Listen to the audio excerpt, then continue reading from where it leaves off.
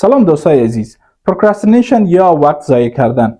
بسیاری از مردم به این نظر هستند که تلف کردن وقت یک مشکل است که به مدیریت وقت ربط میگیرد، یعنی تنبل شدن در کارها یا هم نداشتن انگیزه کافی برای کار کردن. اما پروکراستینیشن به این چیزها ربط ندارد. تحقیقات نشان میدهد پروکراستینیشن مربوط به جنبه اساسی و یا هم عاطفی می شود، نه به جنبه مدیریتی وقت یک شخص.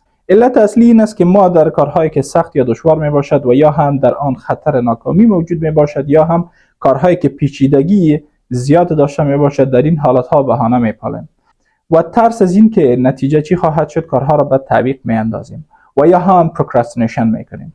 تمام انرژیتان را در کارهایی که هیچ ضرور نیستند ضایع می کنید. وقتی نوبت کارهایی که ضرور می باشد می آید، نیرو و یا قدرت ارادیتان کم شده می باشد. همین علت است که کارها تمام نمی شود و کارها به جا می ماند. خب برای این که از این حالت جلوگیری کنیم میتونیم که از این راههای حل استفاده کنیم.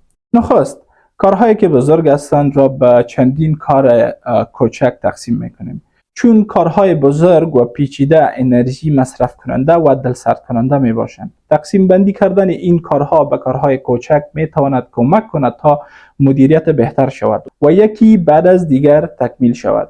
دوم این که تمام آن چیزهایی که ذهنتان را منحرف می سازد از بین ببرید. مثلا تلفنتان را خاموش کنید، میز یا اتاقتان را منظم کنید. کاری که در ذهنتان باقی مانده و تکمیل نشده که باعث انحراف ذهنتان می شود آن را هم به اتمام برسانید. اخیراً هر بار که یک چیز را انجام می دهید یا تکمیل می کنید به خود یک جایزه تعیین کنید. با تکمیلی هر کار آن جایزه را به دست آورید یا به خود جایزه بدهید. این کمک می کند تا مورال و انگیزه تان را بیشتر بسازد. تشکر از همراهیتان.